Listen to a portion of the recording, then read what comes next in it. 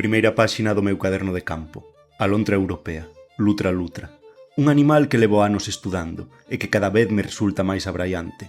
As lontras teñen a súa propia rede social, só que en lugar de internet usan o cheiro. As súas marcaxes nas rochas funcionan como auténticas mensaxes capaces de informar a outras lontras de quen pasou por ali. A súa pelame é tan densa que a auga prácticamente nunca chega a tocar a pel. Máis de 50.000 pelos por centímetro cadrado, un auténtico traxe de neopreno natural.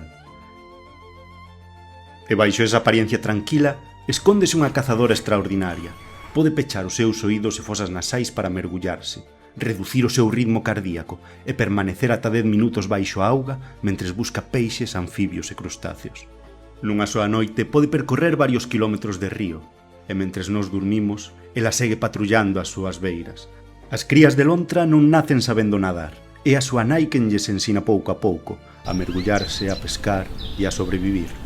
Os seus ollos, orellas e nariz están situados na parte superior da cabeza, permitíndolle observar todo o que ocorre ao seu redor mentres permanece case completamente oculta baixo a superficie.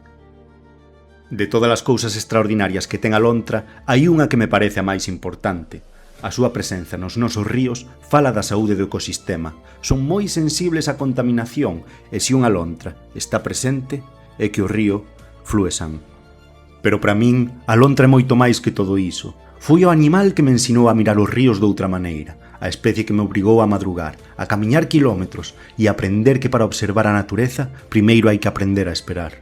Foi tamén a miña musa, a responsable de que un día decidise coller unha cámara e comezar a contar historias sobre a vida salvaxe. Pasei tanto tempo seguindo as súas pegadas que acabou recibindo un nome: Navia. E quizáis por iso non podía ser doutra forma, porque se este caderno de campo ten unha primeira páxina, tiña que ser para ela. Grazas, Navia, por todo o que me ensinache. Hoxe sei que o río Miño levoute, pero sempre quedarás no meu recordo, nas miñas fotografías, nos meus documentais, en cada pegada que siga aparecendo na lama das súas beiras, porque aínda que ti xa non esteas, a túa historia continúa. Saúde, natureza e vida salvaxe.